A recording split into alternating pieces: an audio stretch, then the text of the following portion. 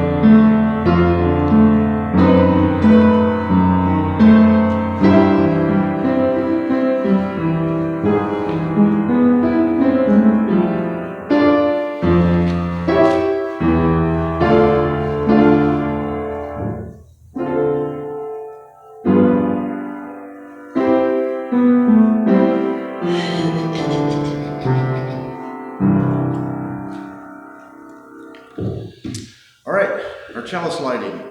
Love can transform the world. We're starting out with, as our dear leader would say, 1 Corinthians chapter 16, verse 14, let all that you do be done in love. Love is the aspiration, the spirit that moves and inspires this faith we share. Rightly understood, love can nurture our spirits and transform the world. May the flame of this chalice honor and embody the power and the blessing of the love we need, the love we give, and the love we are challenged always. Make us instruments of your peace. Where there is indifference, may we bring justice. Where there is selfishness, may we bring equity. Where there is stagnation, may we bring transformation. Where there is homogeneity, may we bring pluralism. Where there is isolation, may we bring independence. Where there is greed, may we bring generosity. And where there is hatred, may we bring love. May the instrument of your peace with love at the center of everything we do. Words by Christopher Buse. Our opening hymn is 135.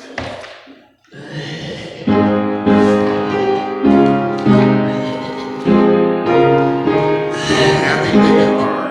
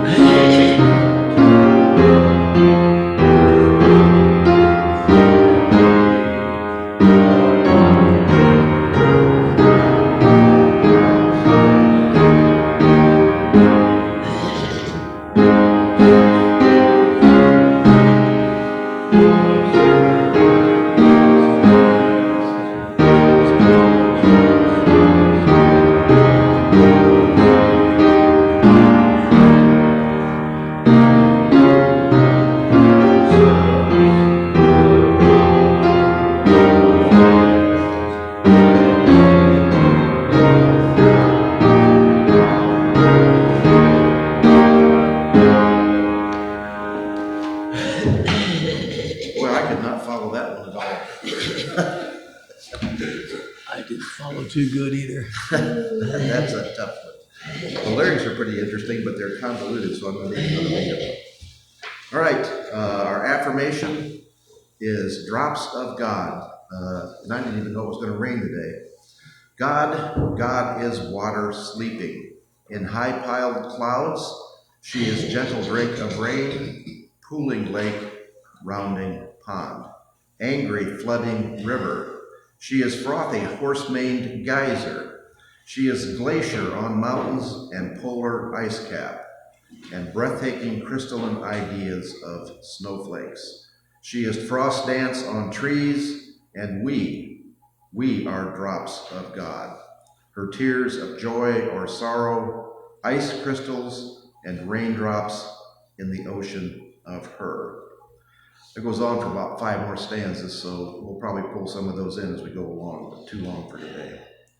I told you that we started with Valentine's Day, which we're going to do a little history. That's how I got started, with a little bit of history of Valentine's Day. But I heard a song on the internet about Minnesota Strong.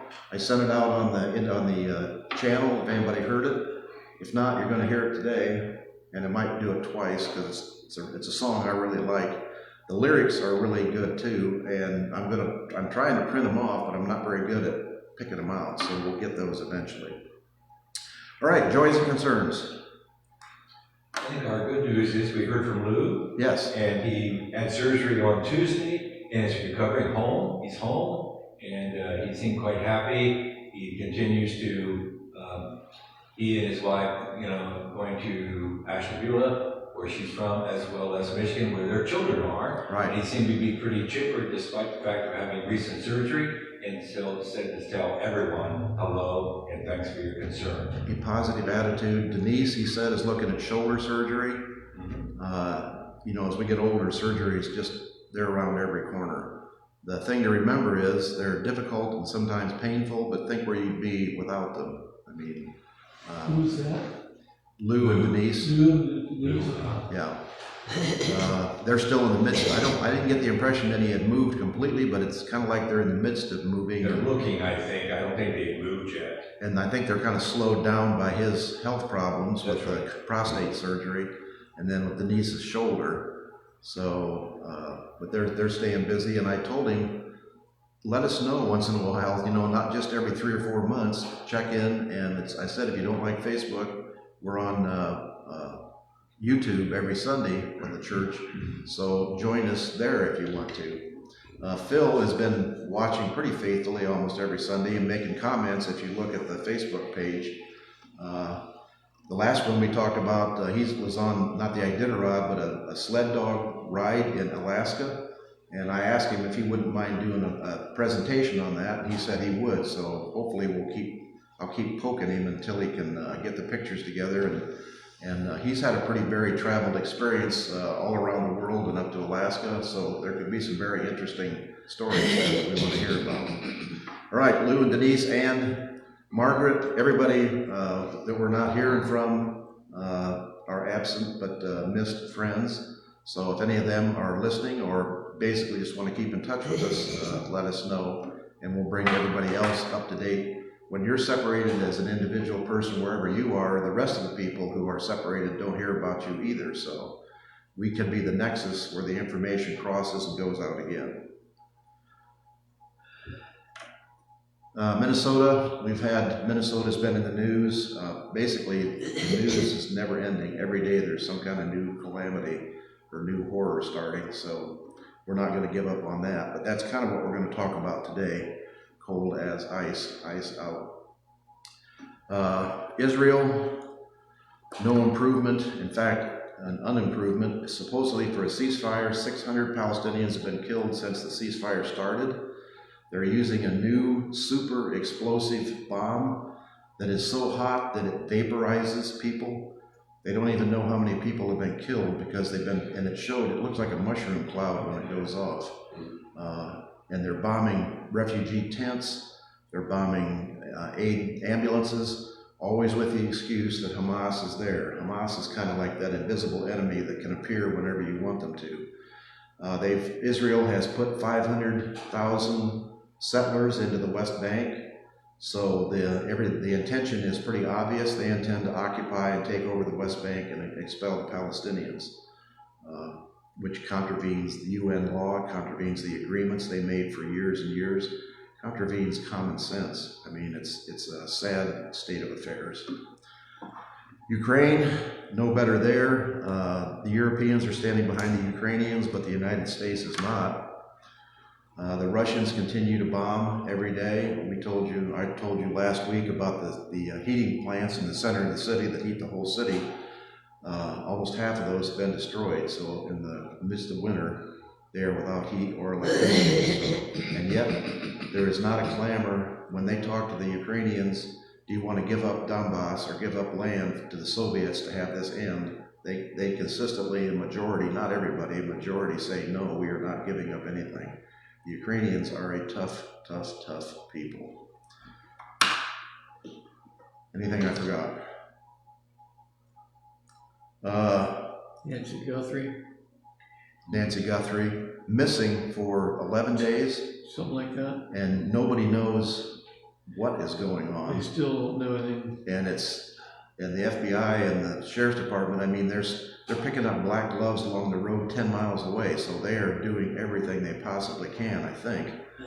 But it doesn't make any sense. The guy, you saw the pictures on the news, he walks up to the door and wanders around and tries to cover the camera with weeds.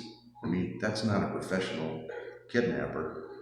And he looked like he was wearing 5 coats or 7 coats. He was all bundled up. I mean, none of that makes any sense. So maybe we'll find out, and maybe we won't. But it's not looking very good. Anything else? Light our final candle for those thoughts and prayers, those hopes and desires, those fears, and I was going to throw one in. I've got an old retired couple, disabled, not able to pay their bill. I had to loan them $500 to fill their tank in January, their propane tank. It was empty by February, so I had to loan them another $500. We go in the house and it's like 95 degrees in there. They're not paying any rent, they're not paying their propane. He's getting disability checks and Social Security checks every month. They say, what are you doing with your money? You're not paying your heat and you're not paying your rent. What's left to pay that you can spend $1,000 a month on? I don't know. So I'm trying to get them in the Treaty Manor or any of the subsidized, and I filled out the applications for them and taken them up. And they all say, yeah, you're on the waiting list. So I can pray the waiting list is not too long because they're draining me dry, basically. I don't mind not getting their rent. I can do without that, but I can't afford to support all these families, which they're not the only ones. But we'll go into my trouble some other time. Okay, children's story. This is the one I want you to hear, and I want you to listen to the words if you can.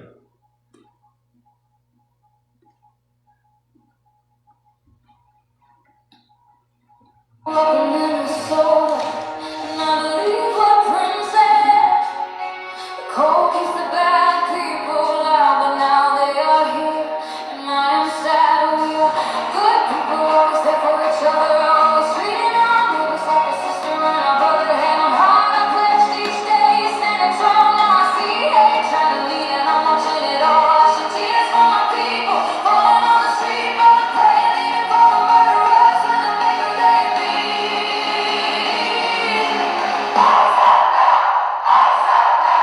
Chant it out loud. Prayers for the lost and past, praying that they good. We stand together, say the names as we should. It's not politics, it's humanity. Stop the insanity, bring back compassion and love for our sake. This isn't making America great, my friend. We could be great if we just let the hate out. We could be great if we just let the hate out. Chant it out loud. Nothing good comes from labeling an enemy. Where there's love, compassion, empathy. I started each morning, hand on my heart, pledging to our nation under God from the start. Indivisible, we stand or we fall. With liberty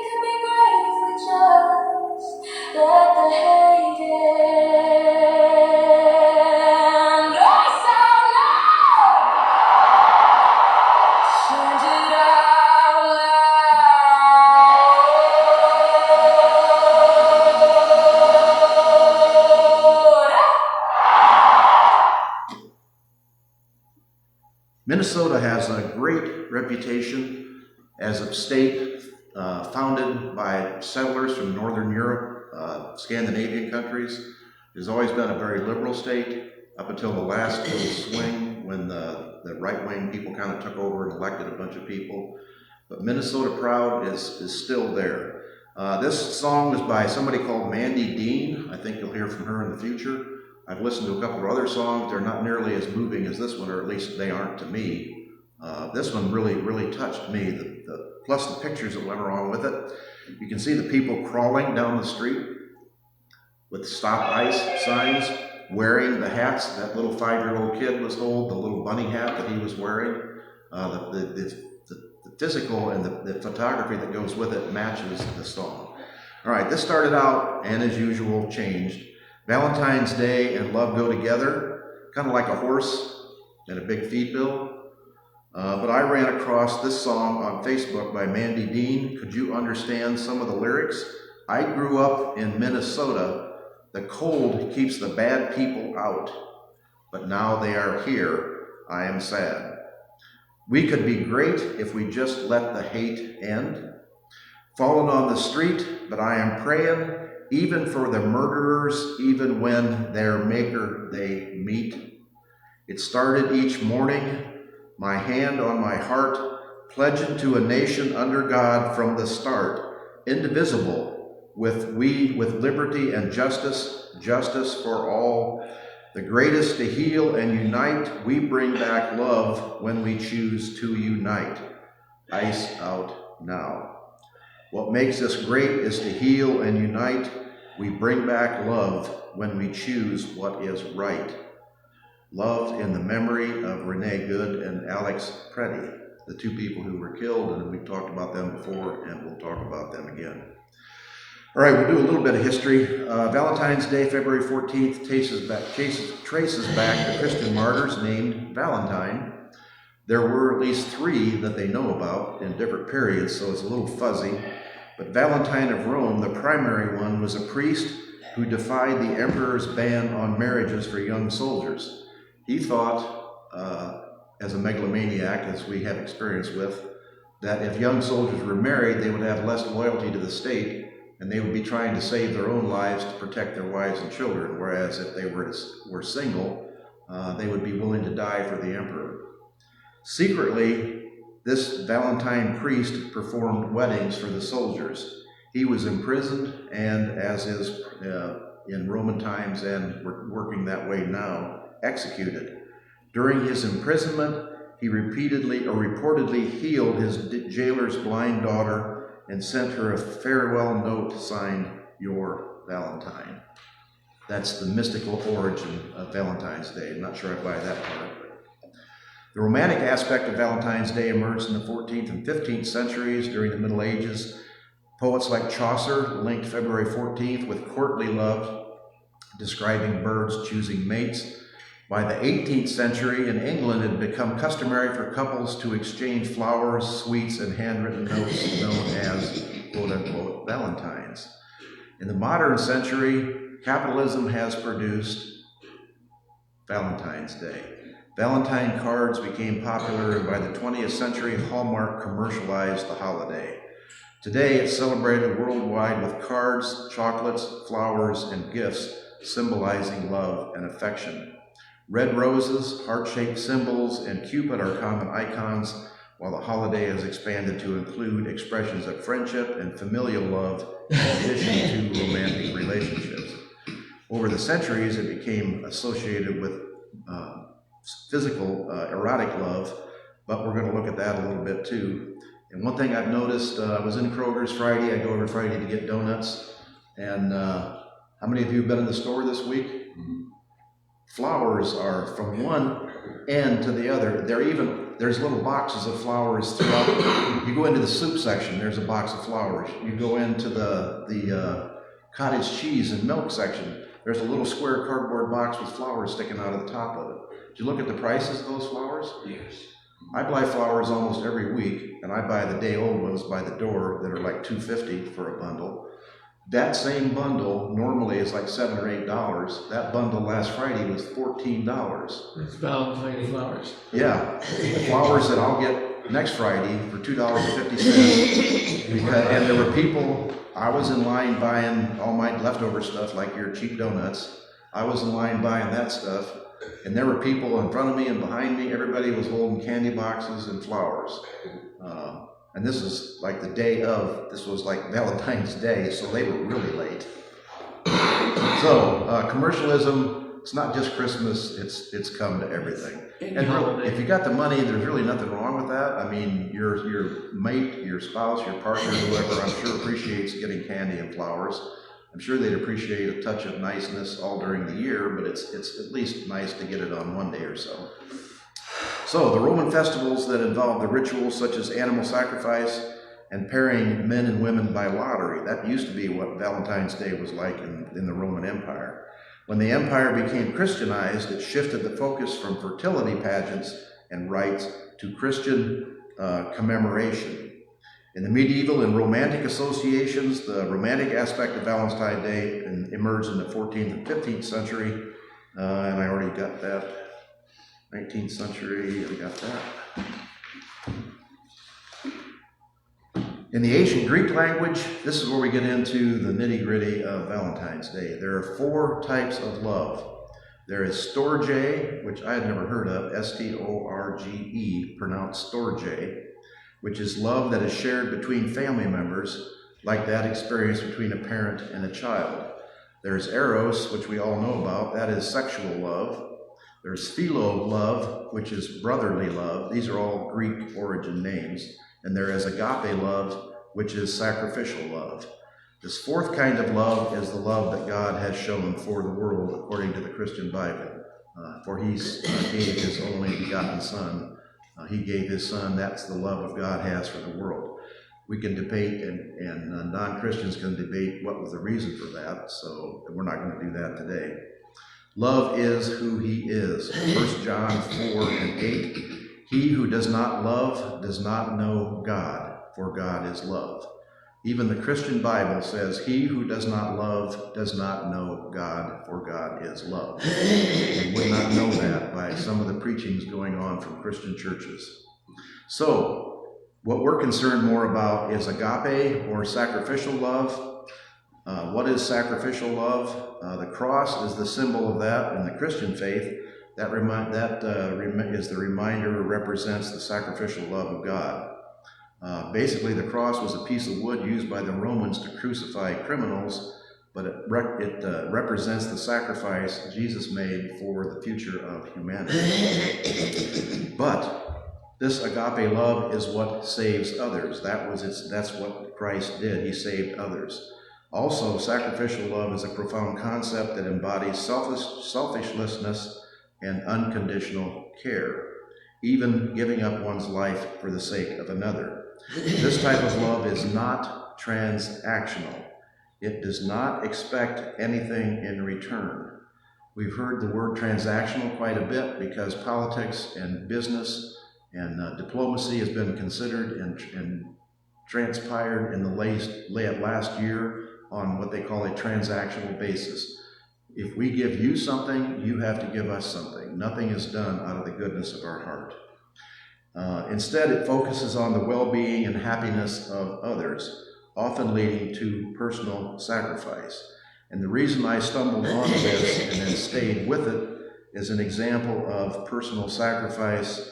Alex, the Minnesota ICU nurse who tried to protect a woman.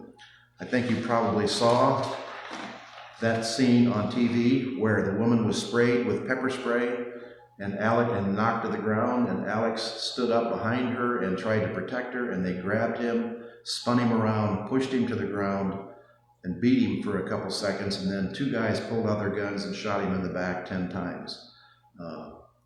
It's visible on TV, and there's no explanation, no lying can change what happened.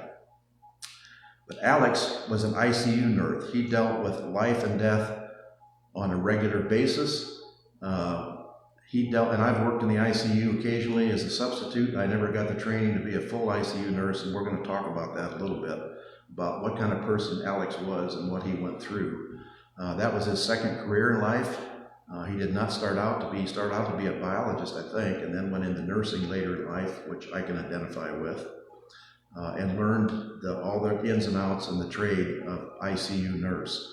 You're not only in the ICU, everybody that comes in there is in critical condition, and 80%, almost 80% survive ICU and leave. But if you pay attention to who's coming in and who's not, and who's going out and who's not going out, the ones who come in and go out are in basically their marginal condition. They're not stable enough to be on the floor where there's one nurse has 5 patients. They need to be where there's one nurse for each patient or one nurse for 2 patients. They need to have equipment that monitors them, and we'll go into that a little bit.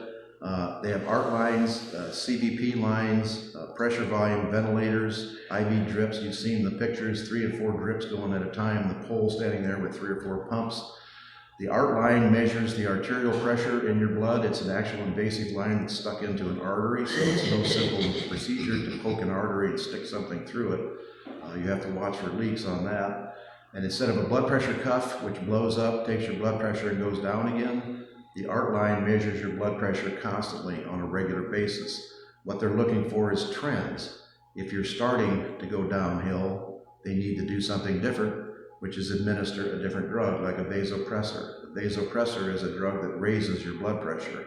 It makes the heart pump harder, and it constricts the arteries so they get smaller, and it makes the blood pressure go up. Or if your blood pressure is going too high, you can use a vasodilator. That opens the blood pressure and slows the heart and lets the blood pressure go down. Super high blood pressure is just as dangerous as super low blood pressure. The art line measures what the blood pressure is on a constant basis. The IVP, the intravenous pressure, that measures the volume of your blood. Are you getting dehydrated? Are you drying out? Are your kidneys in danger of failing? All this stuff is measured on a minute-by-minute basis. You sit there and you watch the monitors, and unless there's a crisis, that's pretty much which is the reason they could have me up there as a substitute. You just watch the monitors and pay attention to what's going on. But the patients I got were the ones that would be discharged in 2 or 3 days, so they were sitting up talking basically in much better shape, even though they were monitored. The patients in critical condition are the ones that are usually, they also have an IV drip as a sedative. They're tied down so they don't pull their IV tubes out, so they don't pull their breathing tubes out, and they'll flop around in the bed and cause themselves damage. So they are a total care. They are basically a vegetable in the bed. They're not conscious. The sad time is when they wake up and they're all tied down right at the edge of consciousness, and you can see in their eyes what they don't know exactly what's going on, but they are scared to death. The ICU nurse is there to talk those people down, to keep them calm. The ICU nurse is there to talk to the families, to help them understand what's going on in a very complicated medical situation. Alex knew how to do that. He was praised at the Veterans Hospital. They have videos of him talking to families. They have videos of him when a veteran had died, reading a memorial as the veteran's body was removed. Just a very respectful, caring person who, no matter what Christy Nome says, would not bring a gun in and threaten anybody. He's in Minnesota, and he's in a smaller town in Minnesota, and I'm not sure what his background was, that he thought he needed to carry a gun, but he had a gun. It was licensed, and it was in his holster. He never touched it, never took it out. They took his gun away from him before they shot him, so there's no excuse for anything that they're saying. So the other thing Alex dealt with was, I told you the 80% leave. The 20% that don't leave are in critical condition, and they're usually almost unable to save when they come in. The reason they're unable to save when they come in, this is just my personal anecdotal feeling, is that they've smoked, they've drank, they've eaten wrong, they've not taken care of themselves, they've taken drugs, they've abused themselves, and the one thing that you will notice about most of these patients is they do not have a DNR, which is a do not resuscitate. They do not have a living will. You're given a choice, and people will ask you over and over again, do you want a living will? A living will tells anybody in your care what you want in case you become incapacitated. If you're not able to tell them what you want, the living will, number one, appoints your medical power of attorney. And it also tells the staff what you want. So if you have a living will and say, I do not want heroic resuscitation measures taken, I want to die with dignity, even if your family comes in and screams and says, we want his life saved or her life saved, the hospital has the legal right to do what, and a lot of times they'll give you some leeway and they'll try a little bit harder if the family's hysterical. But there is a legal precedent there to end treatment. The people the 20% that die a long, lingering, agonizing death are the ones whose families are saying, save Uncle Bob, save my mom, save my dad. The ones who didn't take care of their health all their life, who's had a giant stroke, who's incapacitated. They say put a feeding tube in. That just prolongs the agony. So you can see what Alex dealt with his entire life. He was not just he wasn't a normal person who basically caused problems or didn't cause problems or just kind of floated through life.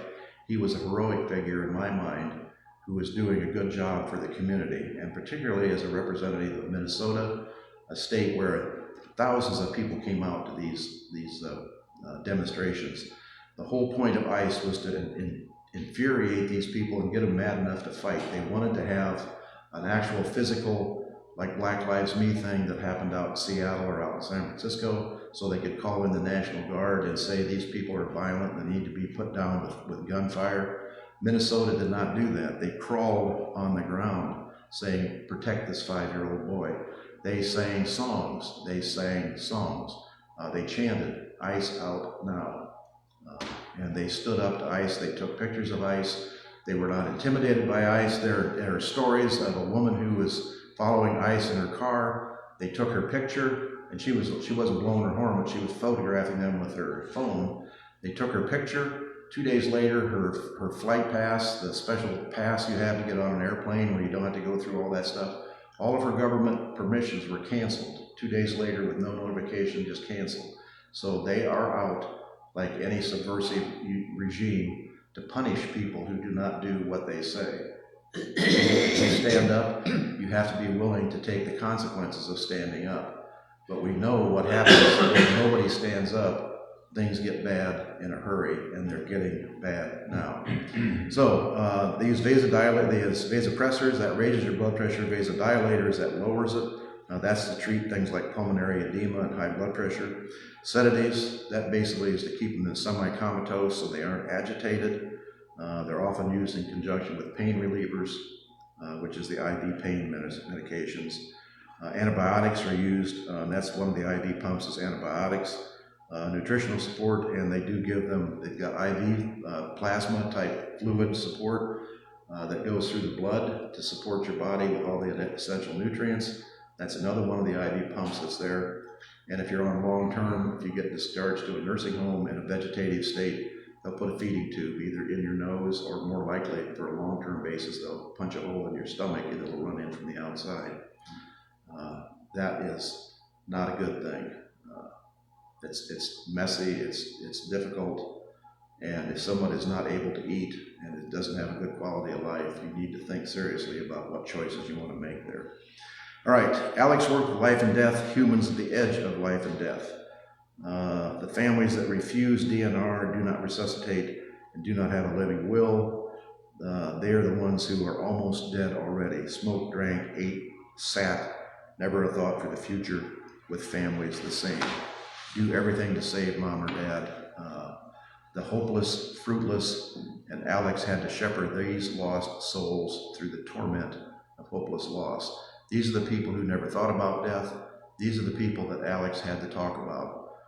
There should be chaplains in every hospital that work with bereaved families and work with suffering families. Some hospitals are really good about that. Some hospitals aren't. Upper Valley, Troy, had professional chaplains with actual professional chaplains hired by the hospital. Wayne Hospital has volunteers from the ministry around town. Some of those men and women were real good at what they did. Others were just filling in their time. They were due to come in Thursday night, and you could see they were just punching the clock and coming in and saying hi. You want to have a prayer and then leaving. That's not, people appreciate a prayer, but what they appreciate is somebody will hold their hand and intercede for them. They don't understand what's going on. If the nurse is busy trying to take care of 1 or 2 patients, somebody has to answer the questions. Somebody has to ask the questions. That's the minister, that's the chaplain's job. Or that's the way my wife sees it, is the chaplain's job is to intercede for them, find the person in charge and find out what's going on, and then explain it in terms that the family can understand. Sometimes you're speaking at a very, like a 5th grade, 4th grade level, so you have to be willing to do that. Doctors, I can tell you, have a hard time doing that. They want to use the 10-syllable words and all the fancy jargon. That doesn't work with families. They don't understand that. I'm not even sure the doctors understand it all the time. I think it's something they just say to get out of a difficult situation. It's not comfortable and they don't want to be in it. Okay. Questions? Comments? Want to hear the song again? So ICE has left. Headlines are reading. 2000. Owen basically said that they're pulling operations and going somewhere else, or they didn't mention that, but I assume they. I would bet, where would you bet they're going? Springfield. Springfield. I would bet they'll be in Springfield. Yeah. Well, they better not bring any cats or dogs home. Yeah. And there's still 1,000 left in Minnesota. It's not like they're all gone. That'd be very expensive. Has there been a price tag on that yet? Yes, they said $260 million to have For 3 weeks? 116,000 people deported. And then if you divide that out, and then if you saw the list of how many were murderers and rapists and things, it was like 64. So the vast Percent or numbers? numbers, 64 numbers were the ones that were criminals and rapists that were removed from the city. And they always tell you to bring those back that actually are able to return legally. The cost that we bear that as taxpayers. they'll never get back. They're deporting people who have green cards to countries that they don't even go to. They're deporting people from Guatemala to Africa, some country in Africa, just to get them out of the country. And they've paid those countries in Africa millions of dollars to take 200 or 300 people to get them off their hands. It is costing huge amounts of money. The reason there's a budget freeze on now, the budget freeze is for ATF and it's not for border control. They got a separate appropriation. Their business goes on and they get paid. It's all the other, it's disaster response. FEMA has no money, which is kind of a joke because they were not releasing any FEMA money anyway, particularly in any blue states. It's beginning so blatant. That's transactional. Yeah, exactly, transactional. But it's getting so blatant that it's hard to figure out how these other people, unless they support it, which I'm assuming a certain percentage of them do support it. So it's a sad situation. Okay, then we will do our offering. If you have something to share, please put it in. If anybody's watching and wants to send it, I'm sure we can figure out a way. You can cash app it to the church or cash app it to Mike or me, and we'll contribute to the church.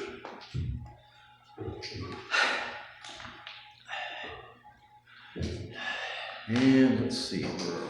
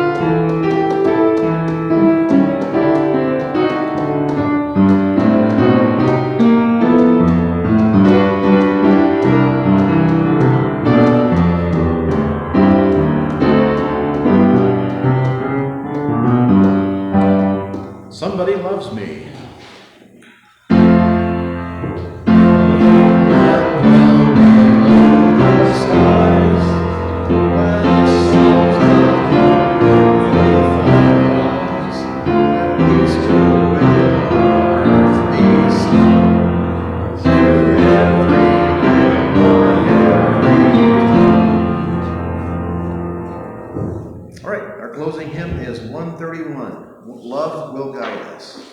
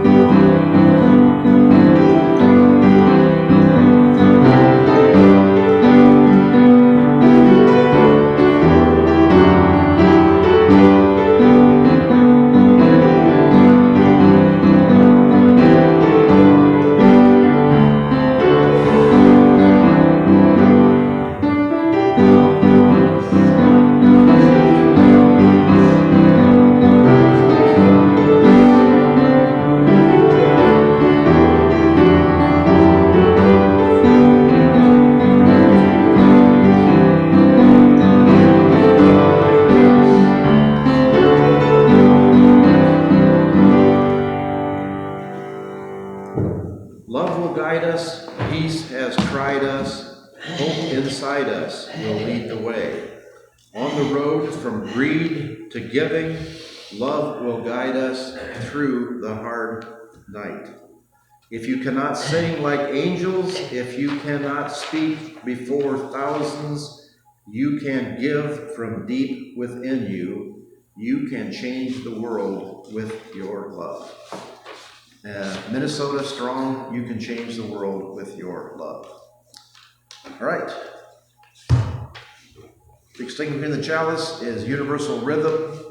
My friends, when you go from here, know that our hearts are always in a holy place, for we are always connected to one another.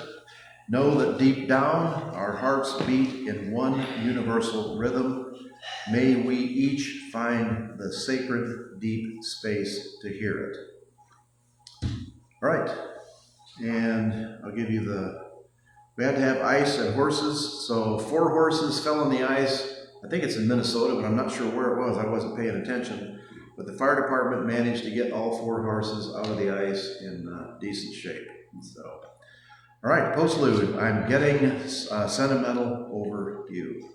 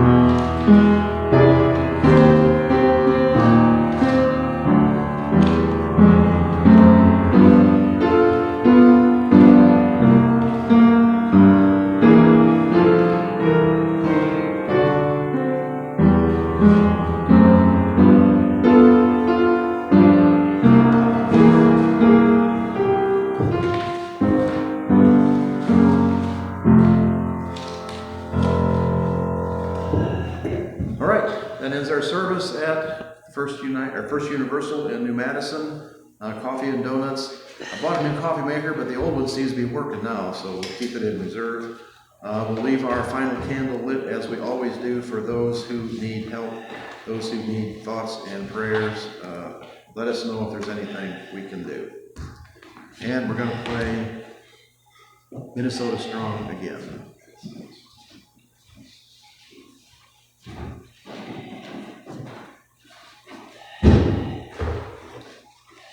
Minnesota,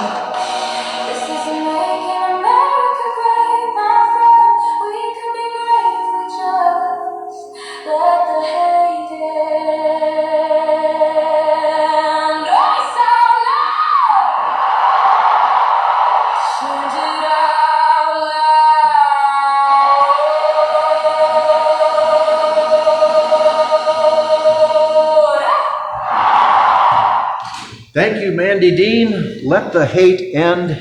Ice out now.